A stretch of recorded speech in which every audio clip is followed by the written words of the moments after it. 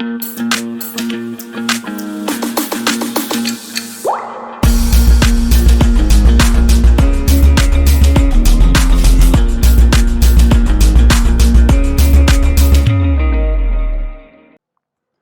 everyone, before moving forward, this is just a general announcement about the CSAT foundation course, which is starting from 1st of March, right? And the course is running at 70% discount. So please go and enroll for the course. In this course, we would be covering quantitative aptitude, reasoning, data interpretation, linear arrangements और ऐसा सब कुछ जो CSAT के लिए important है.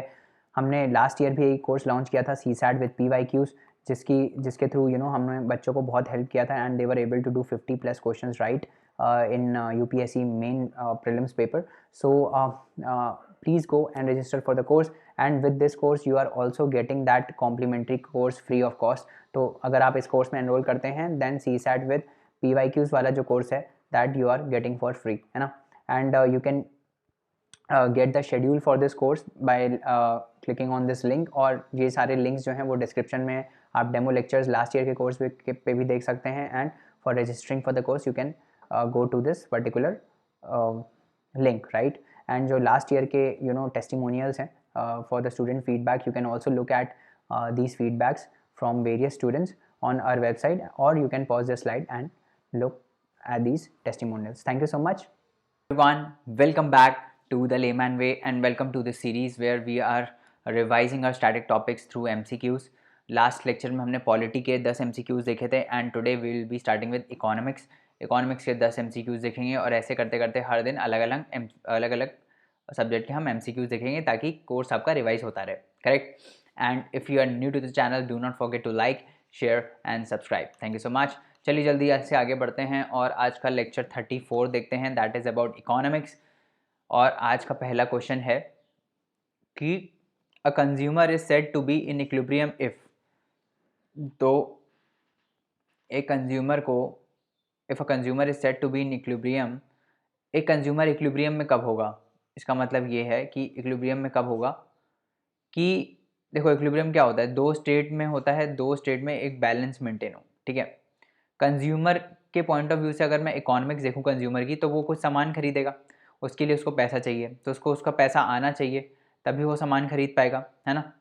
तो मतलब एक कंज्यूमर इक्विलिब्रियम में तभी हो सकता है जब उसके पास जो इनकम आ रही है ना, और जो वो एक्सपेंडिचर कर रहा है, वो दोनों मतलब सस्टेन कर पाए उसको, है ना.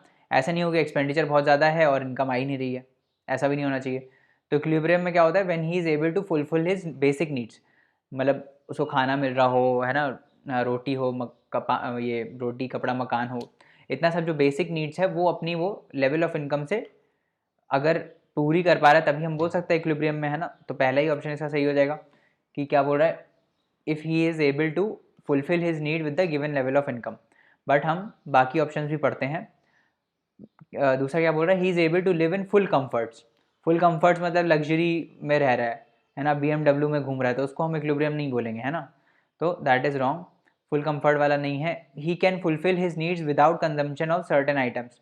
तो ये भी कोई सेंस नहीं दिखा रहा है कि इक्विलिब्रियम तब होगा जब वो अपने नीड्स कुछ बिना कुछ खाए पिए रह सकता है, या बिना कुछ पर्टिकुलर सर्टेन आइटम्स के कंजम्पशन के रह सकता है. ये सेंस नहीं बना रहा है. He is able to locate new source of income, तो ये ऐसा भी कुछ नहीं है. मतलब बेस सबसे अच्छा ऑप्शन और अप्रोप्रिएट ऑप्शन कौन सा लग रहा है कि भाई वो अपनी जो नीड है उसको फुलफिल करे with the level of income that he has, है ना. जितनी उसकी इनकम है उससे उसका घर चल रहा है बस, है ना. That is equilibrium. आगे बढ़ते हैं. The supply side of economics lays greater emphasis on the point of view of. तो सप्लाई दो साइड होती हैं, एक होती है सप्लाई साइड, है ना, और एक होती है डिमांड साइड, है ना. तो डिमांड साइड जो है, डिमांड साइड किसको कैटर करती है, कंज्यूमर को, क्योंकि डिमांड कौन क्रिएट करता है, डिमांड कंज्यूमर क्रिएट करता है. तो demand side of economy consumer को कैटर करती है, और जो सप्लाई साइड है वो किसको करेगी, सप्लाई कौन देगा, सप्लाई प्रोड्यूसर देगा, जो प्रोड्यूस करेगा वही तो सप्लाई करेगा. तो ये किसको कैटर करती है, supply side of economics producer को. करेक्ट. तो इसका आंसर क्या हो जाएगा, प्रोड्यूसर. इसका आंसर हो जाएगा ए. करेक्ट. आगे बढ़ें. चलो दूसरा क्या बोल रहा है, assertion, devaluation of a currency में प्रमोट एक्सपोर्ट. डीवैल्यूएशन हमने किया है करेंसी का. क्या मतलब है डीवैल्यूएशन करने का करेंसी का, कि जैसे मान लो पहले अगर $1 70 के बराबर था, है ना, अगर $1 जो है पहले अगर वो 70 रुपये खरीद पा रहा था तो अब वो $1 80 रुपये खरीद पा रहा है। मतलब इसको हम बोलते हैं डेप्रीशिएशन। डीवैल्यूएशन में क्या होता है कि जब जो सेंट्रल बैंक होता है, जो मतलब जो कंट्री का सेंट्रल बैंक होता है, वो डेलिबरेटली खुद से इस रेट को चेंज कर देता है। जनरली क्या होता है, ये मार्केट के सप्लाई और डिमांड से चेंज होता है एक्सचेंज रेट, है ना। उसको हम जब अगर ये मार्केट के सप्लाई और डिमांड से चेंज होता है, जैसे ये मार्केट में रुपए का डिमांड बढ़ गया या डॉलर का डिमांड बढ़ गया, उस टाइप से अगर एक्सचेंज रेट चेंज हो रहा है तो उसको हम बोलते हैं डेप्रीशिएशन। तब होता है डेप्रीशिएशन या फिर एप्रीशिएशन। पर अगर वो डेलिबरेटली सेंट्रल बैंक उसको रीवैल्यू डीवैल्यू करता है तो अब हम मतलब अगर सेंट्रल बैंक डेलिबरेटली खुद से इंटरवीन करके इस रेट को कम कर देता है तो उसको हम बोलते हैं डीवैल्यूएशन, है ना। तो जैसे अभी चाइना का आपने इशू सुना होगा, भाई चाइना ने जो अपनी करेंसी थी युआन उसको डीवैल्यू कर दिया था ताकि उसके एक्सपोर्ट्स बढ़ जाएं। तो डीवैल्यू करने से यही होता है, डीवैल्यू करने से क्या हुआ कि ये जो एक्सपोर्ट है वो सस्ता हो गया। मतलब इंडिया से जो बाहर एक्सपोर्ट जाएगा वो सस्ता हो जाएगा। क्यों? क्योंकि पहले $1 70 रुपये खरीद पा रहा था, बट अब $1 और ज़्यादा पैसे खरीद पा रहा है ना। तो लेट से मैं आपको एक एग्जांपल देता हूँ। तो मान लो एक कोई चीज़ है, एक टॉफ़ी है, लेट से एक चॉकलेट है, लेट से, है ना। वो चॉकलेट है 70 रुपीज़ की, ठीक है। वो चॉकलेट है 70 रुपीज़ की। तो अब अगर इसको दो चॉकलेट खरीदना था पहले, तो उसको $2 पे करना पड़ता। कोई अगर बाहर का आदमी, यूएस का आदमी ये चॉकलेट खरीदना चाह रहा था तो उसको 70 इंटू 2 $140 पे करना पड़ रहा था, क्योंकि एक्सचेंज रेट ये चल रहा था $1 इज इक्वल टू 70 रुपीज़।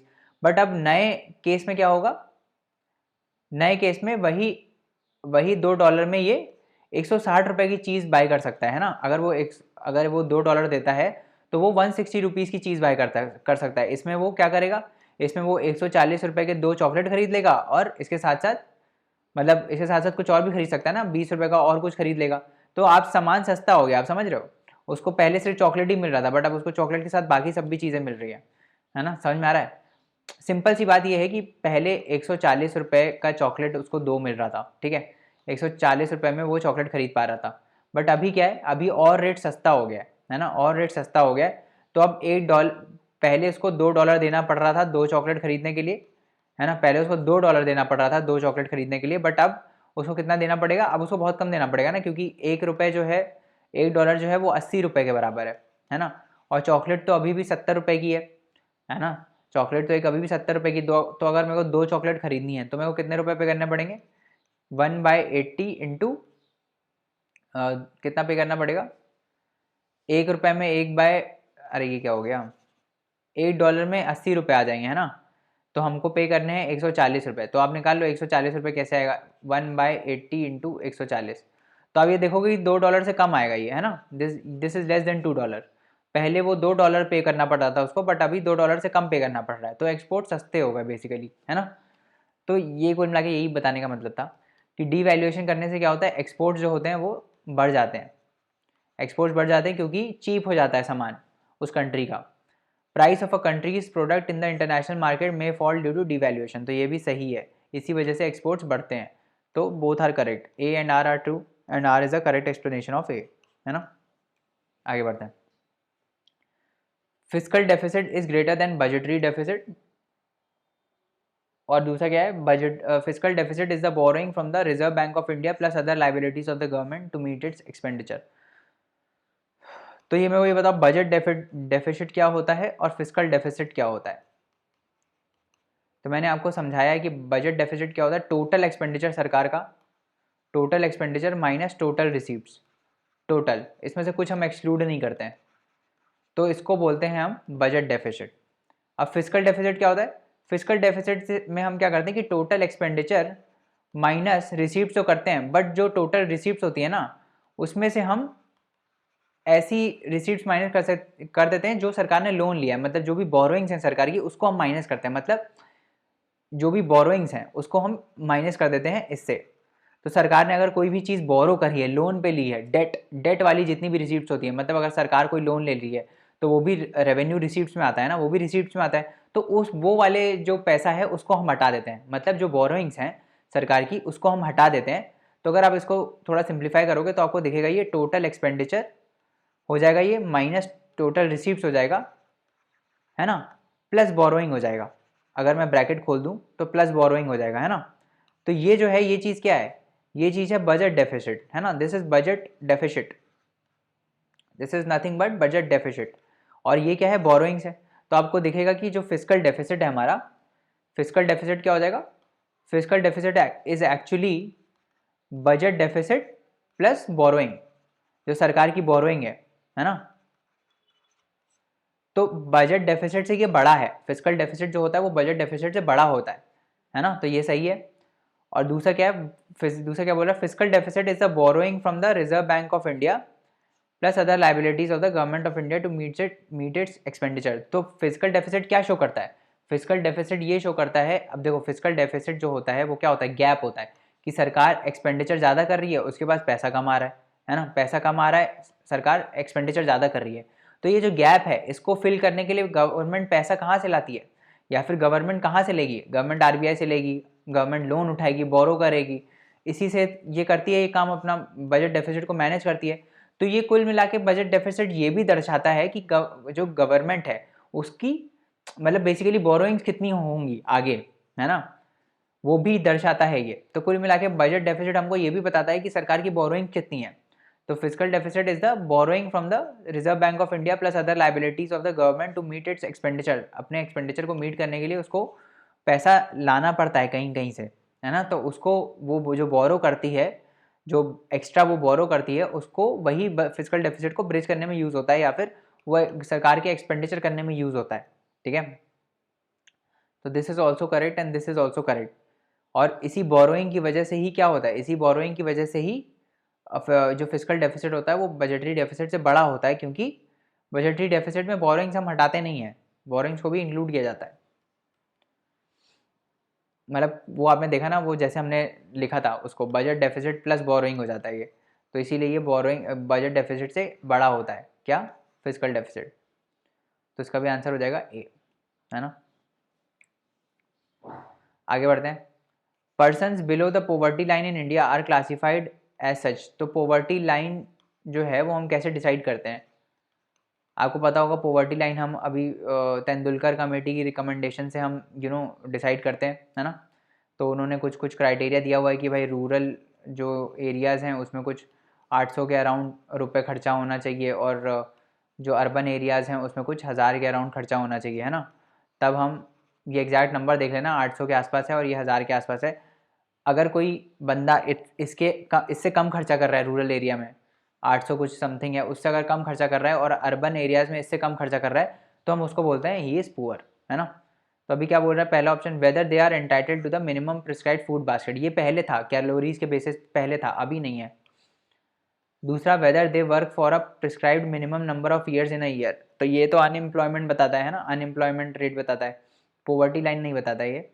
उसके बाद सी क्या है, whether they belong to agricultural labourer household and the scheduled caste tribes and social groups. तो ये भी नहीं है। उसके बाद क्या है, basis of monthly spending on food education health electricity and transport. So this is correct, this is correct कि भाई जो उसका एक्सपेंडिचर कितना है ना, उसका एक्सपेंडिचर कितना है। अगर रूरल एरियाज़ में इससे ज़्यादा एक्सपेंडिचर है तो उसको हम बोलेंगे कि वो पॉवर्टी लाइन के ऊपर है। करेक्ट, समझ में आ रहा है। तो इस टाइप से इसका आंसर क्या हो जाएगा, डी। आगे बढ़ते हैं। इन एन ओपन इकोनॉमी, क्या दिया हुआ है, in an open economy the national income Y of the economy is. अच्छा ये पूछा है इसने, किसी भी ओपन इकोनॉमी में नेशनल इनकम जो होती है इकोनॉमी की वो क्या होती है। तो हमको इसमें सबसे अच्छा मारना है ऑप्शन। तो ये हमको पता है कि जीडीपी एक्सपेंडिचर मेथड से कैसे कैलकुलेट होता है, मैंने पढ़ाया हुआ है इकोनॉमिक्स के लेक्चर में कैसे होता है, consumption plus investment of the government, consumption plus investment plus government का expenditure, that is E C plus I plus G, sorry G, government का expenditure plus export minus import. इससे भी हम जीडीपी कैलकुलेट करते हैं। तो बेसिकली इसमें सारे ऑप्शन आप देखोगे तो जीडीपी से ही रिलेटेड है। तो नेशनल इनकम से उसका मतलब वही हो रहा होगा। वैसे नेशनल इनकम एक्चुअली नेशनल्स का इनकम होता है, तो वो नेट नेशनल प्रोडक्ट होता है एट फैक्टर कॉस्ट, वो होती है नेशनल इनकम। बट यहाँ पे सिंस चारों ऑप्शन में जीडीपी टाइप का ही सिस्टम दिया हुआ है, और हम नेट नेशनल प्रोडक्ट हम जीडीपी से ही निकालते हैं, वहाँ से भी निकाल सकते हैं। तो ये इसमें सबसे बेस्ट ऑप्शन क्या हो जाएगा, सी plus I plus ji plus export minus import. तो ये आंसर इसका हो जाएगा सी, बेस्ट ऑप्शन हमको मानना है। तो सी plus I plus ji plus x minus M, ये एक्सपेंडिचर मेथड से जीडीपी हम निकालते हैं। करेक्ट, आगे बढ़ते हैं। मैच करना है हमको दो लिस्ट, लिस्ट 1 है और लिस्ट 2 है, and select the correct answer using the codes given below. तो पहला लिस्ट है और दूसरा लिस्ट है, तो पहले में क्या बोल रहा है, बूम, ये 1 2 3 लिख देना, 1 2, मतलब ऐसे लिख लेना, इस यहाँ पे लिखना ए बी सी और डी, और यहाँ पे लिख लेना 1 2 3 4, ठीक है, 1 2 3 4। अब वो बोल रहा है बूम में क्या होता है, बूम में business activity is at high level with increase in income output and employment at macro level. तो सही है, बिजनेस साइकिल ऐसे ऐसे काम करती है ना, कभी रिसेशन आता है, कभी बूम होता है, तो ये जब ग्रोथ पे होती है तो उसको हम बोलते हैं बूम। जब आउटपुट भी बड़ा होता है, इनकम भी बढ़ रही होती हैं, तो उसको हम बोलते हैं क्या, बूम। तो ए का तो 1 है, ए सही है। दूसरा क्या है, रिसेशन। रिसेशन में क्या है, gradual fall of income output employment and business activities in a low year. तो ये सही है, रिसेशन में यही होता है, रिसेशन में सब एक्टिविटीज़ फॉल होने लगती हैं, जैसे अभी इंडिया में रिसेशन चला हुआ था। करेक्ट, तो बी भी सही है। तीसरा क्या है, डिप्रेशन। डिप्रेशन कब आता है, जब रिसेशन बहुत प्रोलॉन्ग्ड रिसेशन होता है ना, तो तब होता है जब जो ग्रोथ है वो 2 से ज़्यादा क्वार्टर के लिए नेगेटिव रहती है, उसको हम बोलते हैं डिप्रेशन। तो unprecedented level of under employment and unemployment and the drastic fall in income output and employment. तो ये सही है, सी भी सही है, तो अब सी भी सही हो गया, तो सभी सही हो गए, ए 1 2 3 4, तो ए सही हो गया इसका आंसर, है ना। रिकवरी में क्या है, study rise in the general level of prices income output and employment. तो ये भी सही है, करेक्ट। तो इसका आंसर क्या हो गया, इसका आंसर हो गया ए। आगे बढ़ते हैं। Which one of the following ports of India handles the highest tonnage of import cargo. तो सबसे ज़्यादा वॉल्यूम कौन हैंडल करता है, कांडला पोर्ट, ये आपको पता होना चाहिए, गुजरात में है कांडला पोर्ट, सबसे ज़्यादा वॉल्यूम यही हैंडल करता है। उसके बाद आगे बढ़ते हैं, फिर से लिस्ट आ गई है, इसको मैच करते हैं। पहला क्या बोल रहा है, फिस्कल डेफिसिट। फिस्कल डेफिसिट अभी बताया क्या होता है, एक्सपेंडिचर माइनस रेवेन्यू, है ना, और इस रेवेन्यू में से हम क्या करते हैं, बोरोइंग्स को माइनस कर देते हैं, वो ही होता है फिस्कल डेफिसिट। तो अब इसमें देखो कोई है ऐसा option, excess of total expenditure minus total रिसीव्स। तो ये तो क्या होता है, ये तो बजटरी डेफिसिट होता है ना, बजट डेफिसिट होता है। तो बी का 1 हो जाएगा, बी का हमने देख लिया 1 हो जाएगा, ठीक है। तो बी का 1 कहाँ पर है, बी का 1 यहाँ पर है, ए में है, और कहाँ पर है, डी में है। अब हम डी ही देख लेते हैं बस, क्योंकि हमको तो ऑप्शन सही मारना है ना। एक में है डी इज इक्वल टू 4, एक में है डी 2। तो डी क्या है, प्राइमरी डेफिसिट। प्राइमरी डेफिसिट क्या होता है, व्हाट इज प्राइमरी डेफिसिट, जब हम फिस्कल डेफिसिट में से इंटरेस्ट पेमेंट माइनस कर देते हैं सरकार के। तो जैसे पिछली, अब सरकार तो चेंज होती है, 5-5 साल में सरकार चेंज हो जाती है ना, तो पिछली सरकार ने जो लोन लिया था उस पर ये वाली सरकार क्या है, ये वाली सरकार इंटरेस्ट पे कर रही होगी। तो बट ये इस वाली सरकार के डेफिसिट में इंक्लूड तो नहीं होना चाहिए ना, क्योंकि ये तो पिछली वाली सरकार ने लोन लिया था, उस पर हम इंटरेस्ट पे कर रहे हैं। तो इस सरकार के बेसिकली डेफिसिट में उसको हम हटाते हैं, उन इंटरेस्ट को हम हटाते हैं, तब आता है जो एक्चुअल डेफिसिट, उसको हम बोलते हैं प्राइमरी डेफिसिट। करेक्ट, तब वो होता है वो प्राइमरी डेफिसिट। तो मतलब फिजिकल डेफिसिट में जब हम इंटरेस्ट पेमेंट हटाते हैं तो उसको हम बोलते हैं। तो इसमें एक ही ऑप्शन है, excess of total expenditure over total रिसीव्स less borrowings and interest payments. तो बेसिकली हम क्या कर रहे हैं, टोटल एक्सपेंडिचर में से टोटल रिसीव्स माइनस कर रहे हैं, और रिसीव्स में से बोरोइंग्स माइनस कर रहे हैं, उससे आता है फिजिकल डेफिसिट, और फिजिकल डेफिसिट में से हम फिर इंटरेस्ट पेमेंट्स को माइनस कर रहे हैं। तो ये डी का हो जाएगा 4। तो इसका आंसर क्या हो जाएगा, ए। करेक्ट, इसका आंसर क्या हो जाएगा, ए। अब लास्ट क्वेश्चन देखते हैं क्या बोल रहा है। Consider the following taxes. पहला क्या है, कॉर्पोरेशन टैक्स, दूसरा है custom duty, wealth tax, excise duty. Which of this following is indirect taxes. तो कॉर्पोरेशन टैक्स तो डायरेक्ट टैक्स है, तो पहला गलत हो गया, पहला गलत हो गया, तो ये चला गया, ये चला गया, बचा क्या, बी और डी। तो 2 तो सही है। Custom duty is an indirect tax, और एक्साइज ड्यूटी भी इनडायरेक्ट टैक्स है ना, एक्साइज ड्यूटी भी इनडायरेक्ट टैक्स है। तो 2 और 4 आंसर हो जाएगा इसका। Wealth tax is a direct tax, अभी ऑल्दो अबॉलिश हो चुके हैं ये सब, वेल्थ टैक्स अबॉलिश हो चुका है। तो अब क्या होगा, आंसर क्या हो जाएगा, बी। करेक्ट।